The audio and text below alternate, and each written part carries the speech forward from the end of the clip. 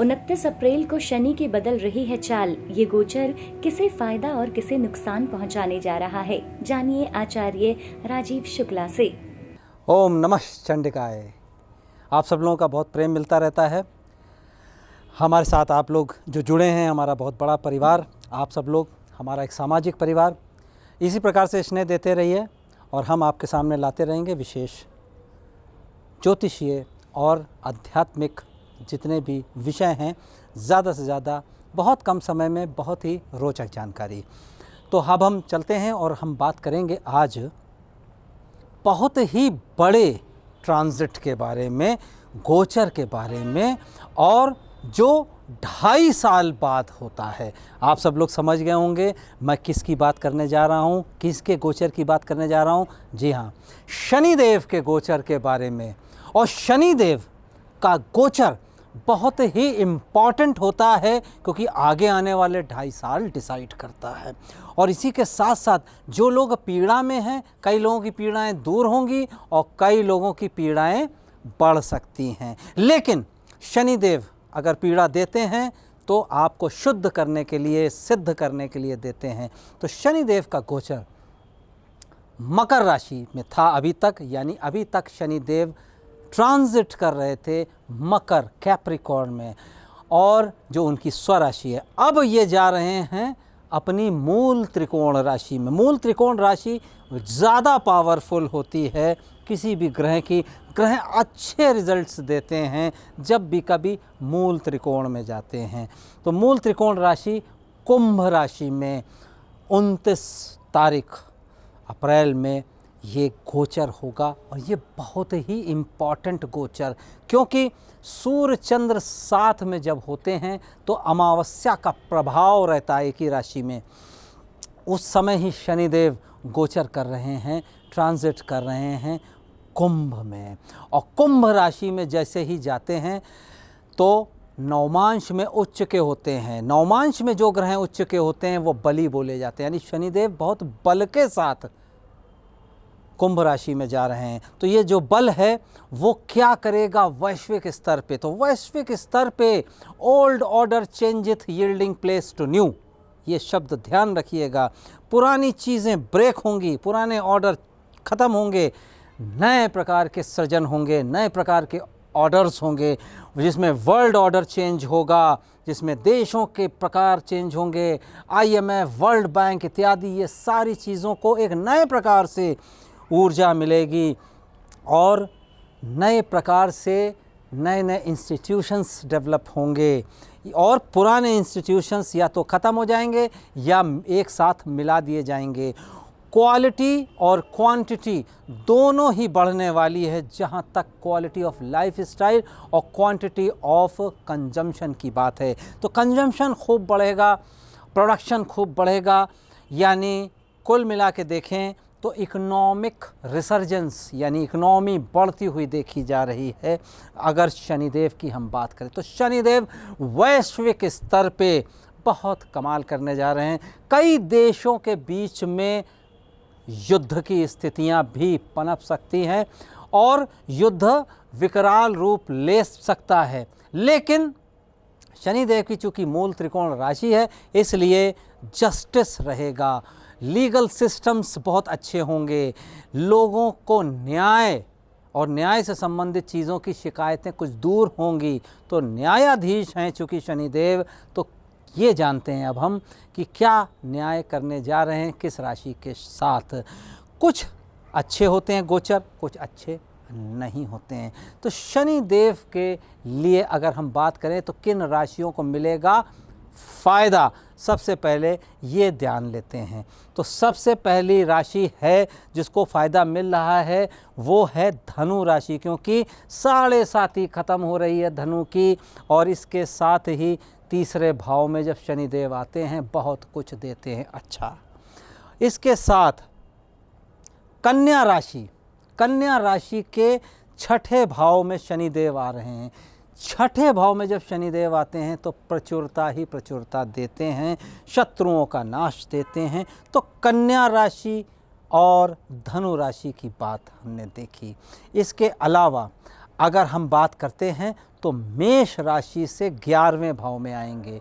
तो 11वें, तीसरे और छठे भाव में जिस भी राशि के गोचर हो रहे हैं शनिदेव, उनकी पौ 12 है।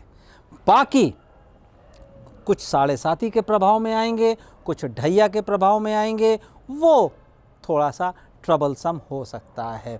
जैसे शनिदेव अगर हम बात करें तो मीन राशि की 7.5 शुरू होगी, और मीन राशि की 7.5 शुरू होगी तो ये निगेटिव प्रभाव इनका पढ़ना शुरू हो जाएगा। यानी कुंभ में आते ही मीन राशि की स्थितियां निश्चित रूप से चैलेंजिंग होंगी। तो आप क्या कर सकते हैं, आप ज़्यादा से ज़्यादा शनिदेव का स्तोत्र, दशरथ कृत स्तोत्र इत्यादि का पाठ करिए, और शनिवार को पीपल में मीठा जल जरूर चढ़ाइए, दीपदान इत्यादि करिए, तब आपको फ़ायदा होगा, अन्यथा आप मुसीबत में आ सकते हैं। शनिदेव की बात है तो आपको ये उपाय लंबे समय तक करने पड़ सकते हैं। बात करते हैं इसके साथ ही, अगर हम बात करते हैं तो शनिदेव दूसरी राशि अगर है तो कुंभ की राशि, चूँकि कुंभ राशि में स्वयं इसके स्वामी हैं, इसलिए कुंभ राशि का नुकसान नहीं है, कुंभ राशि का फ़ायदा है। मकर राशि की अगर हम बात करें तो मकर राशि की जाती हुई 7.5 है, मानी कि तीसरी ढैया जिसको बोल सकते हैं। तो तीसरी ढैया मकर राशि की अगर हम बात करें तो इनकी जाती हुई 7.5 है। तो जाती हुई 7.5 में विशेष सावधानी रखनी पड़ती है, कोई बड़ा लॉस आपको हो सकता है। तो आप मकर राशि वालों संयमित जीवन आपको जीना पड़ेगा, अपने व्यसन इत्यादि ज़्यादातर कोशिश करिए छोड़ने की, और नीम के पेड़ 7 ज़रूर लगाएं, चाहे कहीं भी हो, आप जगह ढूंढ के ये 7 आपको नीम के पेड़ लगाने हैं। इससे आपको शनिकृत दोषों में कुछ कमी आएगी। बात करते हैं धनु राशि की। तो धनु राशि को तो मैंने बताया फ़ायदा हो रहा है, पौ 12 है, कुछ भी करने की ज़रूरत नहीं, लेकिन शनिदेव का धन्यवाद ज़रूर करते रहिए, स्तुति इत्यादि ज़रूर करते रहिए। वृश्चिक राशि की बात करेंगे तो वृश्चिक राशि वालों की चतुर्थ की ढैया आ रही है। ये समय कुछ कर गुजरने का है, ये समय कुछ नए चैलेंजेस लेने का है, ये समय अपनी रिस्पॉन्सिबिलिटीज़ को पूरा करने का है। तो इसलिए कोई समय ख़राब नहीं है, लेकिन फिर भी आपको अपनी रिस्पॉन्सिबिलिटीज़ पूरी करना ये आपका दायित्व बनेगा।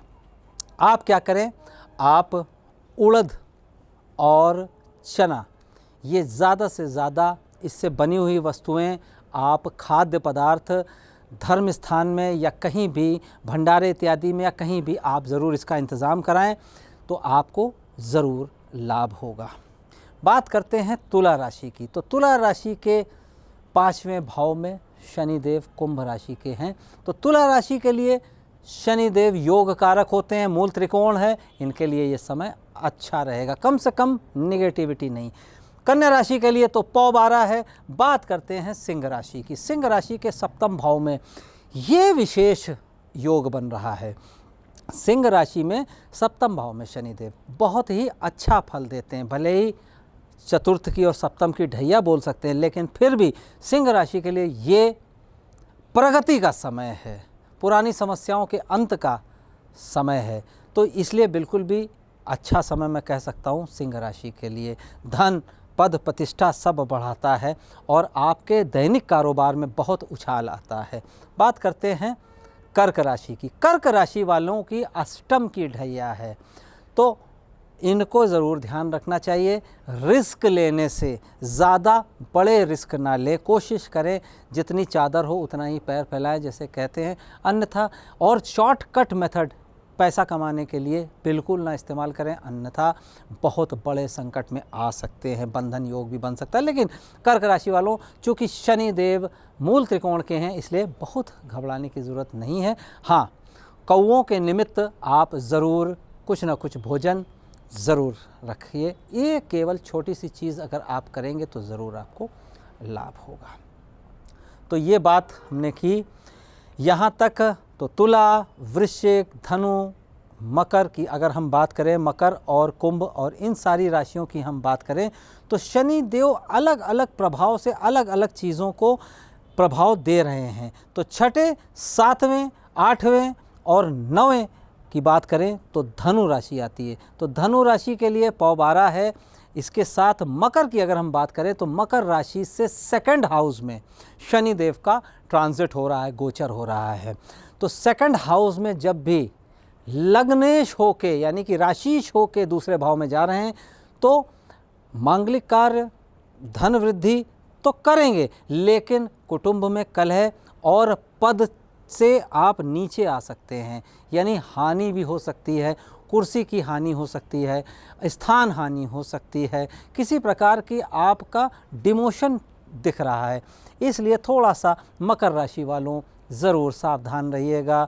और शनि देव के उपाय विशेष रूप से जैसे मैंने पहले बताया, शनि चालीसा इत्यादि ज़रूर पढ़ें और प्रातः काल के समय पढ़ें, आचार विचार ठीक रखें और रविवार को ज़रूर आप चौमुखा दीपक जला के हनुमान चालीसा और बजरंग बाण इत्यादि का पाठ करें, ज़रूर लाभ होगा। तो हमने बात की यहाँ तक।